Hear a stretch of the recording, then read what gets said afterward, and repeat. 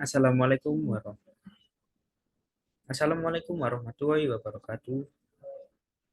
Baik, halo teman-teman. Kali ini saya akan menjelaskan tentang sejarah komputer.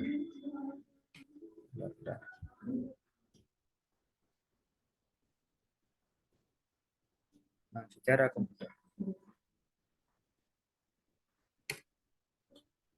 Sebelumnya, izinkan saya memperkenalkan diri. Perkenalkan, nama saya Muhammad Rifki Ardani dengan NIM 220512140414. Perkenalkan, nama saya Muhammad Rifki Ardani dengan NIM 2205121414 kelas SIA 2022. Nah, sebelum kita menuju ke pembahasan yaitu sejarah komputer, baiknya kita mengetahui beberapa hal. Salah satunya, mengapa kita perlu mengetahui sejarah komputer? Mengapa sih kita harus tahu sejarah komputer? Nah, tujuannya sendiri ya untuk mengetahui mengapa komputer itu diciptakan, serta mengetahui perkembangan komponen-komponennya dari generasi ke generasi dengan harapan kita sebagai generasi selanjutnya mampu mengembangkan komputer menjadi lebih baik lagi. Nah, saya punya sebuah quotes. Nah, sejarah bukanlah beban ingatan, melainkan penerangan jiwa. Kata John Dalbert Acton. Nah, dari kata-kata ini, kita sepatutnya mengetahui sejarah tentang sebuah benda agar jiwa kita ini tahu bahwa benda ini itu nanti sebelumnya ini adalah sebuah apa sih? Lalu bisa dikembangkan sebagai seperti apa sih? Nah, maka dari itu kita perlu mengetahui sejarah komputer. Selanjutnya, nah pengetahuan yang harus diketahui sebelum menuju ke sejarah komputer ialah apa sih itu komputer? Masa kita belajar sejarahnya kita nggak tahu komputer itu apa? Nah, komputer adalah alat yang dipakai untuk mengolah data menurut prosedur yang telah dirumuskan. Komputer adalah suatu perangkat keras yang sangat berkaitan dengan teknologi. Komputer mampu membantu berbagai pekerjaan manusia. Kata komputer pada awalnya dipergunakan untuk menggambarkan orang yang pekerjaannya melakukan perhitungan aritmatika dengan atau tanpa alat bantu.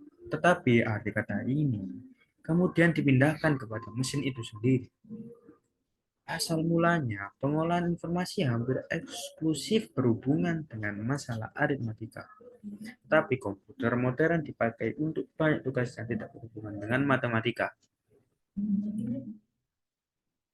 Di Saya mendapatkan informasi ini dari Wikipedia ya. Oke. Nah, kita mulai kepada pembahasan sejarah komputer. Dimulai pada awal mula terciptanya komputer.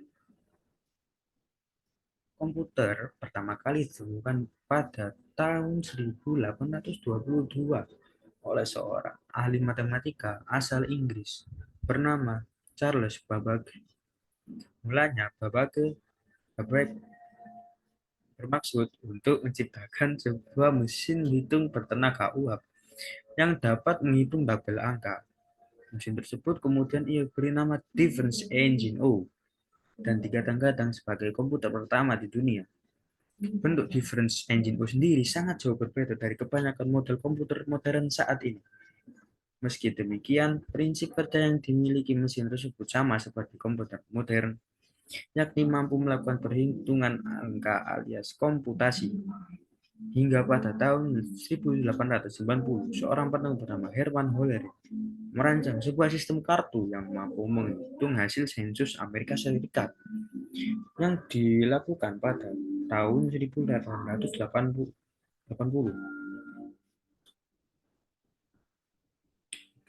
Berkat inovasi tersebut, Hollery mampu dan berhasil menghemat anggaran pemerintah sebanyak 5 juta dolar Amerika Serikat. Wow, penemuan yang hebat. Selanjutnya, Hollery terus mengembangkan potensinya di ranah teknologi hingga akhirnya sukses mendirikan perusahaan komputer IBM. Nah, Berlanjut dari masa awal mula, kita melanjutkan ke perkembangan komputer digital. Komputer digital pertama kali mulai dikembangkan pada tahun 1930. Pengembang mesin komputer digital pertama kali adalah Alan Turing, yang juga merupakan seorang peneliti matematika. Ia berhasil mengembangkan sebuah mesin yang dapat menjalankan sekumpulan perintah. Mesin itu kemudian disebut dengan Turing mesin, dengan simulasi gagasan yang juga dinamai uji Turing. Meskipun Turing menjadi pengembang mesin pertama, akan tetapi komputer digital baru dikembangkan pertama kali oleh Konrad Zuse, insinyur mesin asal Jerman. Tersebut membuat komputer digital pertama bernama Z1 sebelum pecahnya Perang Dunia Kedua. Zuse merangkit model komputer digital pertama pada tahun 1936 di Berlin, tepatnya di ruang tamu orang tuanya. Model komputer digital yang dikembangkan oleh Zeus ini sayangnya dihancurkan ketika Perang Dunia Kedua. Wow, sayang sekali ya. Walaupun begitu, ia tetap dikenal sebagai sang pencipta komputer digital pertama. Kemudian ketika Perang Dunia Kedua tengah berlangsung pada tahun 1943, John McCloy berhasil menciptakan mesin bernama Electronic Numerical Integrator and Calculator atau disebut ENIAC. Mesin ini dalam hitungan detik saja, dalam hitungan detik saja mampu menganalisa yang ribuan masalah, mampu menganalisa yang dapat mampu menganalisa dan menghitung ribuan masalah dengan cepat. Wow, keren sekali. Awalnya mesin ini diciptakan untuk membantu angkatan darat memprediksi serangan musuh. Nah, perkembangan komputer digital sendiri memiliki 5 generasi. Dari gambar ini kita bisa melihat komputer generasi pertama, kedua, ketiga, keempat, dan kelima. Sangat-sangat berbeda dan semakin kecil semakin kecil. Ini menunjukkan sebuah perkembangan. Nah, untuk pada masa komputer generasi pertama, yaitu pada tahun 1940 sampai 1959, komputer generasi pertama memiliki ciri-ciri utama yaitu ukuran fisiknya yang besar, sangat besar, maka memerlukan daya listrik yang besar juga. Adapun komponen yang digunakan adalah berupa tabung hampa udara. Programnya dibuat dengan bahasa mesin yang menggunakan konsep storage program. Data dapat disimpan di magnetic tape dan magnetic disk. Contohnya itu contoh komputer generasi pertama itu Electronic Numerical Integrator and Computer ENIAC, yang di slide sebelumnya dijelaskan bahwa komputer ini diciptakan pada Perang Dunia Kedua. Nah, lanjut ke komputer generasi kedua, yakni pada tahun 1959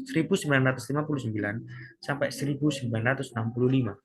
Komputer di generasi kedua menggunakan komponen berupa transistor yang lebih kecil daripada tabung hampa udara. Meski begitu, kapasitas memori utamanya cukup besar dengan proses operasi yang lebih cepat. Selain itu, komputer di generasi kedua juga sudah memiliki kemampuan proses real time dan time series. Perkembangan lain dari komputer generasi pertama ke generasi kedua terletak pada magnetic disk dan magnetic tape-nya yang sudah berbentuk removable disk. Contoh dari komputer generasi kedua yakni IBM 7070, IBM 7080, IBM 1400, dan IBM 1600. Dibuat oleh perusahaan IBM yang dibuat oleh Loren, kalau tidak salah. Lanjut kepada komputer generasi ketiga yang pada tahun 1965 sampai 1970. Komputer di generasi ketiga sudah memiliki ukurannya lebih kecil karena menggunakan komponen 4 atau integrated circuits, sehingga hemat penggunaan listrik. Proses operasinya juga berjalan lebih cepat dan tepat dengan kapasitas memori yang jauh lebih besar. Wow. Magnetic disk yang digunakan sifat random access. Komputer di generasi ini juga sudah dapat melakukan multiprogramming dan multiprocessing, serta dapat melakukan komunikasi data antar komputer. Alat input dan outputnya juga semakin canggih dan menggunakan visual display terminal. Contoh komputer generasi ketiga yakni IBM S/316 UNIVAC 1108 dan Univac 9.000. Maaf. Nah, pada masa komputer generasi keempat yang dimulai tahun 1970, telah ditemukan personal komputer atau PC. Sudah di generasi ini, PC sangat berkembang. Contoh produknya adalah Apple II.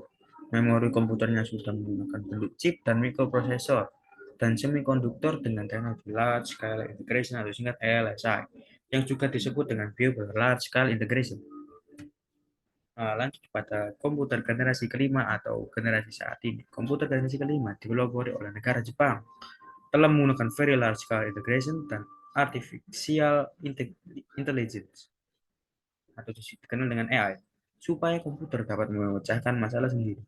Selain itu, komputer pada generasi ini juga mempunyai jutaan warna dan resolusi yang sangat tajam. Lalu perkembangan teknologi komputer generasi kelima juga memungkinkan untuk dibuat jenis komputer portable alias laptop yang mudah dibawa kemana-mana. Ini sebuah dari komputer generasi pertama sampai generasi kelima menunjukkan perkembangan yang sangat signifikan terhadap bentuk komputer dan komponen-komponennya. Lanjut kepada komputer era sekarang. Komputer pribadi atau personal komputer atau PC mulai berkembang sejak 1970, yakni pada komputer generasi keempat, yakni dengan munculnya Xerox Alto yang dapat melakukan pengiriman email dan pencatatan dokumen. Desainnya juga sudah menyerupai selayaknya komputer zaman sekarang, yakni memiliki layar, keyboard, dan mouse. Pada era ini juga muncul banyak penemuan baru, di antaranya chip Dynamic Access Memory, Ethernet, dan disket. Lalu, di tahun 1976, berdirilah perusahaan Apple yang memperkenalkan Apple I sebagai komputer single circuit pertama. Kemudian di tahun 1983, secara resmi, hadirlah CD-ROM yang ditetapkan sebagai standar umum komputer, digunakan sebagai alat penyimpanan yang dapat menampung data hingga 550 MB. Dan di tahun yang sama, Microsoft secara resmi memperkenalkan Word yang biasanya digunakan oleh orang kantoran, orang mahasiswa, siswa untuk mengetik sebuah dokumen. Gantinya mesin ketik. Nah, perkembangan komputer tidak berhenti sampai di situ saja. Setiap tahun selalu ada update hingga menjadi secanggih sekarang ini. Di tahun 1984, Apple merilis Macintosh, ya, yang merupakan komputer pertama dengan mouse sebagai pengendalinya dan dilengkapi dengan antarmuka pengguna grafis.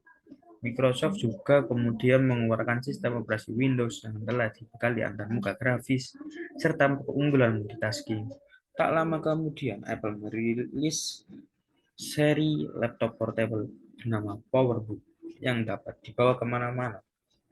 Dulu, untuk menyimpan data, komputer masih menggunakan disket dan CD-ROM. Meskipun era sekarang juga masih cukup banyak yang menggunakannya, akan tetapi popularitasnya tersisihkan oleh penyimpanan portable yaitu USB drive. Bahkan lebih canggih lagi loh. Karena adanya internet, kini tak sedikit yang menggunakan penyimpanan cloud computing untuk menyimpan data dan file penting supaya tidak hilang. Selanjutnya kita menuju ke implementasi. Implementasi penggunaan komputer juga semakin berkembang untuk berbagai bidang. Rasanya sangat sulit memisahkan penggunaan komputer untuk kegiatan sehari-hari dan sudah menjelma menjadi kebutuhan masyarakat di era modern. Baik untuk kebutuhan sekolah, kerja, hiburan, dan sebagainya. Komputer sangat dibutuhkan. Implementasi sendiri adalah materi terakhir dari sejarah komputer. Nah, karena kita telah mengetahui sejarah komputer bagaimana, yang awalnya hanya mesin hitung hingga menjadi mesin yang tidak hanya berfungsi untuk menghitung, dapat diketahui bahwa secara komputer ini sangat perlu kita ketahui agar kedepannya fungsi-fungsi komputer tidak hanya terpaku pada menghitung dan di luar hitungan mungkin lebih. Nah, itulah tujuan kita mempelajari sejarah komputer. Ya, sekian terima kasih dari mohon maaf jika ada salah kata dalam pembahasan sejarah komputer tadi ya. Nah, sekian terima kasih. Assalamualaikum warahmatullahi wabarakatuh.